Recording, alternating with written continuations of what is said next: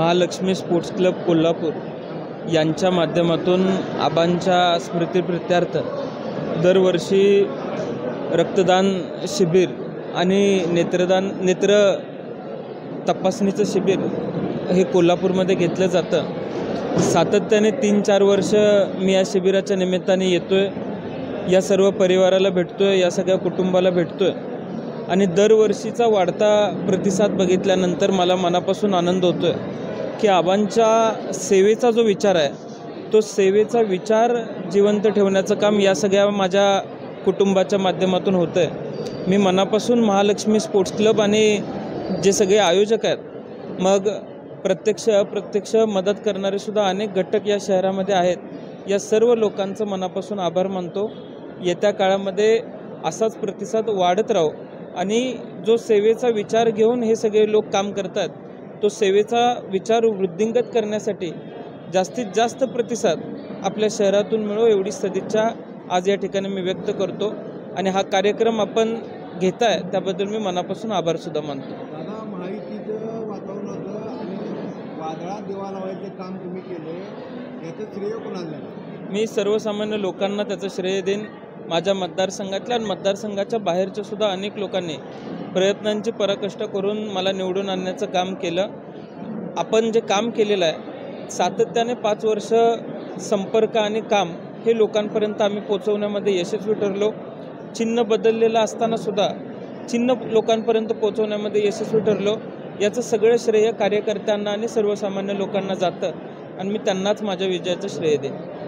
आगामी काळात साखर असेल, साखरेची कोल्हापूर सांगली जिल्ह्यात साखर संचालकांचे साखरकारचे मोठे प्रश्न आहेत, काय त्याबद्दल आपलं? साखरेच्या बाबतीमध्ये अनेक लोकप्रतिनिधींनी प्रश्न मांडलेला आहे। काही ध्येय धोरणं राज्य शासनाकडून आणि केंद्र शासनाकडून सुद्धा दुरुस्त होणं आवश्यक आहे। मी काही कारखान्यांमध्ये गेलो होतो, यावर्षी भागामध्ये कारखानेसुद्धा वाढलेले आहेत, त्यामुळं पारंपरिक जे कारखाने होते त्यांची आवकसुद्धा कमी झालेली आहे असं मला काही कारखान्यांमध्ये कळालं।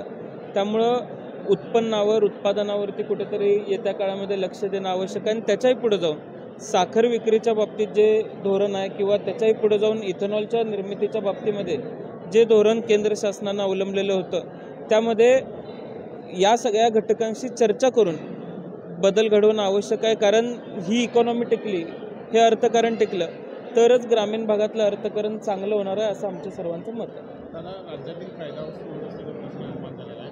वस्त्राजोगमध्ये सरपंचाची हत्या करण्यात आली। 2 दिवसापूर्वी ठाणे जिल्ह्यातील एका माजी सरपंचाला त्याचा हातपाय मोडण्यात आला, काय सांगता? राज्यामध्ये कायदा सुव्यवस्थेचे धिंडवडे उडवण्याचं काम चालू आहे।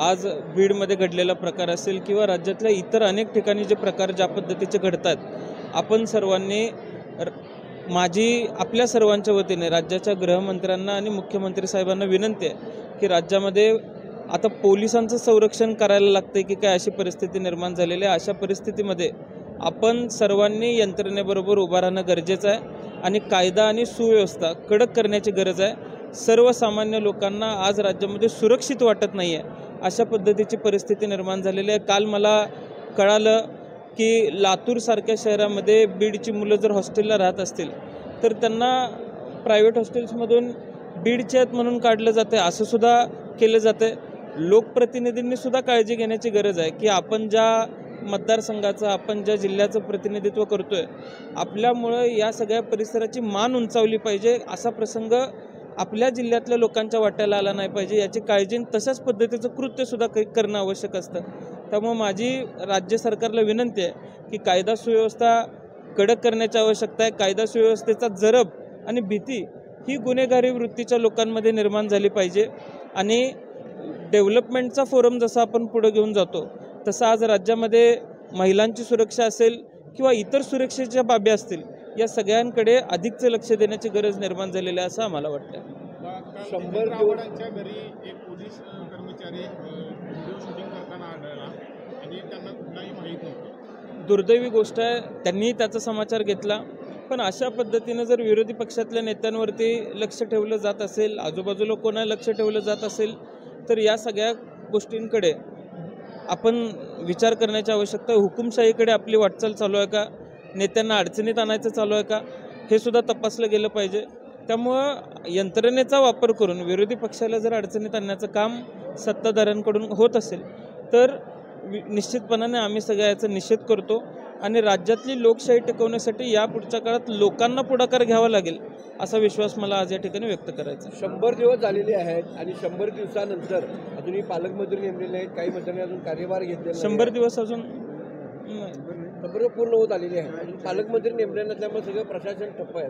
पालकमंत्री नेमणं फार गरजेचं आहे. अगदी एखादं बेसिक गोष्ट सांगायची झाली तर DP सर्वसामान्य शेतकऱ्यांना आज गरजेचं आहे, पण ते ट्रान्सफॉर्मर DP देण्यासाठी कुठली DPDCची बैठक होत नाही आहे, निधीची तरतूद नाही आहे. या सगळ्या बारीक सारीक गोष्टींकडे लक्ष देण्यासाठी पालकमंत्र्यांची आवश्यकता असते आणि पालकमंत्री अजून प्रमुख जिल्ह्यांना जर दिले जात नसतील किंवा राज्यामधल्या जिल्ह्यांना दिले जात नसतील तर ही दुर्दैवी गोष्ट आहे. आज शपथविधी होऊन कितीतरी काळ लोटलेला आहे, पण असं असताना अजून पालकमंत्रीपदाची वाटप झालेलं नाही आहे. ते लवकरात लवकर करून लोकांचे प्रश्न मार्गी लावावेत अशी विनंती मी राज्य शासनाला करतो.